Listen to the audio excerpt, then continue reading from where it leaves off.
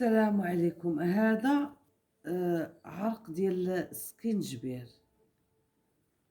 ما كناخدش هاد الكميه كلها، لا، كناخدو غير هاد طريف صغير على حسب. انا غنقول لكم لاش كيصلح.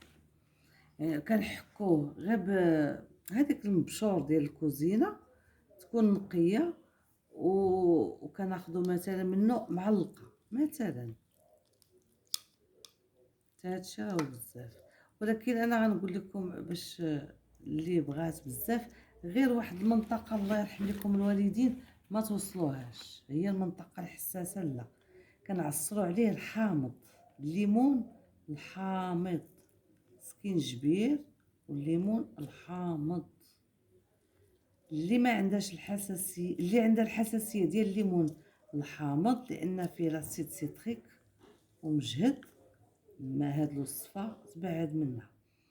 الناس كينجبير الفوائد ديالو كثيره ومزيانه للشعر ومزيانه هذا، ولكن مزيانه حتى لواحد مثلا اللي عندها الكحوليه هنايا، اللي عندها مثلا الكحوليه في الركابي، اللي عندها مثلا في رجليها لتحت دابا مع الصنادل وداك الشيء، شنو كنديرو؟ كناخدو هذا سميتو حتى كيطلق فيه الحامض لانه هو براسو فيه الماء، سكينجبير هو فيه الماء. دابا ندير لكم وصفه ديال سكينجبير بالنسبه للشعر، خاصه اللي ما عندهاش. كاينه اللي كتكون عندها الحساسيه ديال لان مجهد هو شويه.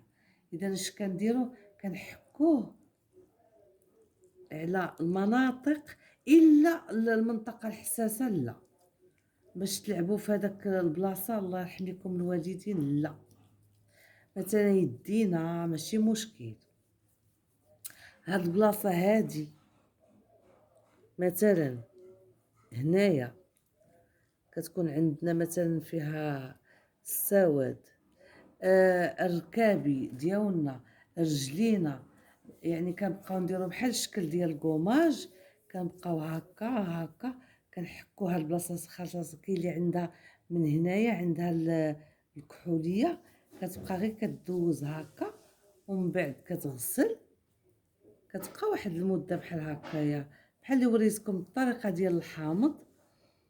هذيك حتى هي مزيانه وهذه مزيانه، هذه اقوى شويه. يعني اللي كديرونجيها المسائل البلايص اللي عندها فيها السواد، كتبدا ديرها مره جوج مرات في السيمانه مثلا. ولكن اللي عندها الحساسيه تبعد من الليمون الحامض والسكينجبير، لان سميتو من بعد شنو كنديرو؟ كنغسلو كاع المناطق اللي درنا فيهم سكينجبير والليمون الحامض، كنغسلو وكنرطبو. هذه من الاحسن دار في الليل، بحال هاد المسائل هادو ديال مثلا ما كنعتنيو برجلينا ولا بيدينا ولا كنشوفوا واحد السواد والى اخره، داكشي كنديروه في الليل، كنغسلوه وكنرطبوه. هذه هي القاعده. لهذا كنقول لكم خليتكم على خير، تهلاو في راسكم، راكم زوينات ودائما زوينات. يلا السلام عليكم.